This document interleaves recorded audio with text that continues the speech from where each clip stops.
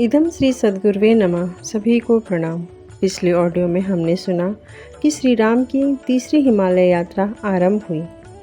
क्रमशः अब की बार मथुरा छोड़कर हरिद्वार डेरा डालने का निर्देश मिला और कहा गया वहाँ रहकर ऋषि परंपरा को पुनर्जीवित करने का कार्य आरंभ करना है।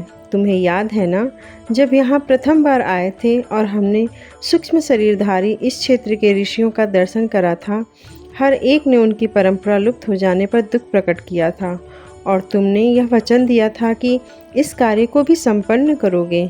इस बार उसी निमित्त बुलाया गया है। भगवान अशरीरी हैं। जब कभी उन्हें महत्वपूर्ण कार्य कराने होते हैं तो ऋषियों के द्वारा कराते हैं।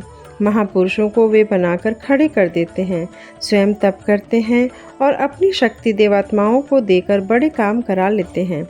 भगवान राम को विश्वामित्र अपने यहाँ रक्षा के बहाने ले गए और वहाँ बला, अति बला विद्या, गायत्री और सावित्री की शिक्षा देकर उनके द्वारा असुरता का दुर्ग ढहाने तथा राम राज्य धर्म राज्य की स्थापना का कार्य कराया था।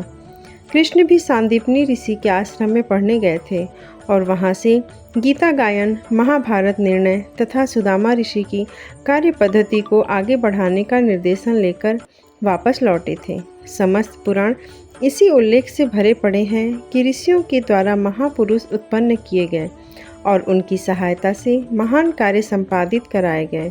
स्वयं तो वे शोध प्रयोजनों में और तप साधनाओं में संलग्न रहते ही थे। इसी कार्य को तुम्हें अब पूरा करना है। लेखक युग ऋषि पंडित श्री राम शर्मा आचार्य।